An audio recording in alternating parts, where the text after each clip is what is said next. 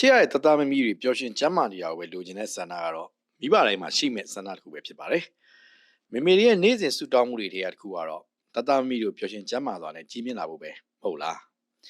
။ဒီဆန္ဒကိုတောင်းစုပြုရုံမဟုတ်ဘဲနဲ့ကိုယ်တိုင်ကောင်းတဲ့ဖော်နိုင်မယ်ဆိုလို့ရှိရင်တော့ယုံမလားမေမေတို့။တကယ်တော့တသားမီတို့ပျော်ရွှင်ကျမ်းမာဖို့ဖန်တီးပေးနိုင်မဲ့လက်စုံကတော့မေမေတို့ကိုယ်တိုင်ပါပဲ။ဒါကြောင့်ဒီဗီဒီယိုထဲမှာတော့ကျွန်တော်ကပျော်ရွှင်တဲ့တသားမီတွေဖြစ်အောင်တိုးထောင်ပေးနိုင်မယ့်နည်းလမ်းလေးတွေကိုပြောပြပေးသွားမှာဖြစ်ပါတယ်။ကျွန်တော်ကတော့ဘာမှ channel မှာကျမရေးပူးတာတွေအများနဲ့တင်ဆက်ပေးနေတဲ့ဒေါက်တာယူပါဖြစ်ပါတယ်။ဒီတော့ဗီဒီယိုလေးစလိုက်အောင်နော်။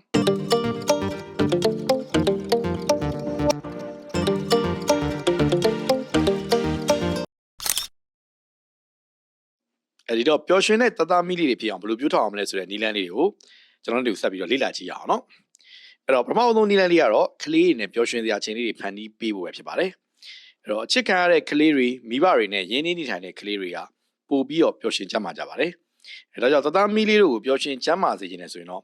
ကလေးတွေနဲ့အတူတူပန်းမင်တွေစိုက်ရင်ဘယ်ပန်းမင်လေးတွေကတော့ဘာရောင်လေးဘလို့ရနံ့လေးတွေမှုေးတယ်စသဖြင့်စကားစမြည်ပြောတာလေးတွေကိုလုပ်ပေးစေချင်ပါတယ်။နောက်ထပ်လုပ်ပေးလို့ရနိုင်တာတခုကတော့အိမ်ပြင်ဘက်ကခြံတဲ့ဒါမှမဟုတ်လို့ရှိရင်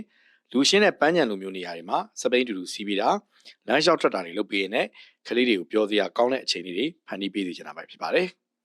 နောက်တစ်ချက်ကတော့ screen time ကိုကန့်သတ်တာဖြစ်ပါတယ်။ဒါကတော့တသားမီးတွေကိုပျော်ရွှင်ကျန်းမာစေခြင်းနဲ့မေမေတိုင်းမဖြစ်မနေ queue site တဲ့အချက်တစ်ခုပဲဖြစ်ပါတယ်။ဒီနေ့ခေတ်မှာနီးပညာတွေတိုးတက်လာတာကြောင့်ကလေးတွေက TV ကြည့်တာပြင်ကွန်ပျူတာဂိမ်းဆော့တာဖုန်းသုံးတာတွေကိုပါလုပ်လာကြပါတယ်။ screen time များတာကတသားမီးတို့ရဲ့အုံနောက်ဖွံ့ဖြိုးမှုကိုထိခိုက်စေနိုင်တယ်လို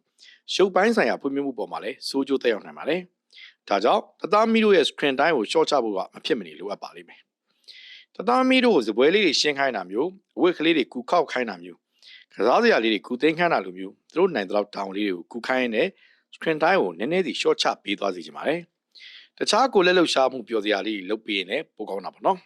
။အဲ့တော့တတိယချက်ကတော့အာဟာရပြည့်ဝအောင်ပြင်ဆင်ပေးတာပဲဖြစ်ပါတယ်။တသားမီးတို့ကိုပျော်ရွှင်ကျန်းမာစေခြင်းနဲ့ဆိုလို့ရှိရင်တော့အရေးကြီးဆုံးချက်ကအာဟာရပြည့်ဝအောင်ပြင်ဆင်ပေးဖို့ပဲဖြစ်ပါတယ်။ကလေးတွေကလိုအပ်တဲ့အာဟာရတွေကိုပြည့်ပြည့်ဝဝရမယ်ဆိုရင်ကျန်းမာပြီးတော့နေ့ရက်တိုင်းပျော်ရွှင်တက်ကြွနေမှာပါ။ဒါကြောင့်တသားမီးတို့ရဲ့နေ့စဉ်စားသုံးမှုထဲမှာကိုယ်ကကောင်းစေဖို့အတွက်အာဟာရတွေလုံလောက်စွာရရှိစေဖို့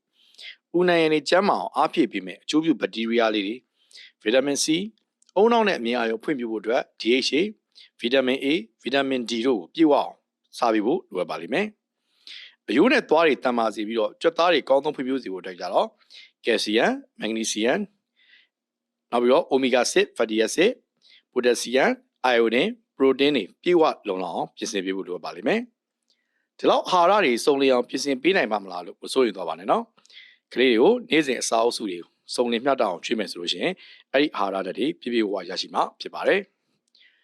လေးချက်အနေနဲ့ကတော့ကလေးကိုကိုယ်တိုင်ထိန်းချုပ်နိုင်ဖို့သင်ပေးဖို့ပါပဲ။မိဘတွေအနေနဲ့သားသမီးတွေထိခိုက်မှာအောင်စိတ်ပူတာကတော့သဘာဝပဲဖြစ်ပါတယ်။ဒီလိုဆိုတာနဲ့ကလေးလှုပ်ဆောင်သူများကိုလိုက်ပိတ်ပင်နေတာကကလေးရဲ့ကြီးထွားမှုနဲ့စူးစမ်းလေ့လာမှုဟန်တားလိုက်ရလေရပါတယ်။ဒါကြောင့်ကလေးသက်ရွယ်လိုက်သူလှုပ်ဆောင်နိုင်မယ်လို့ယူဆရမယ့်အရာလေးကိုပေးလို့ပါ။ဥပမာနဲ့ဆိုရင်တော့မေမေနဲ့အတူချက်ပြုတ်ဖို့အသီးရွက်တွေကူတင်ပေးတာမျိုးဖေဖေနဲ့အတူကားရည်ဆေးတာမျိုးခြံတန့်ရှင်းရေးအတူတူလုပ်တာမျိုးအိမ်တန့်ရှင်းရေးအတူလုပ်တာမျိုးကလေးကိုကျမ်းမာပျော်ရွှင်စွာကြီးမြင့်လာဖို့အတွက်အထောက်အကူပေးရရောက်သလို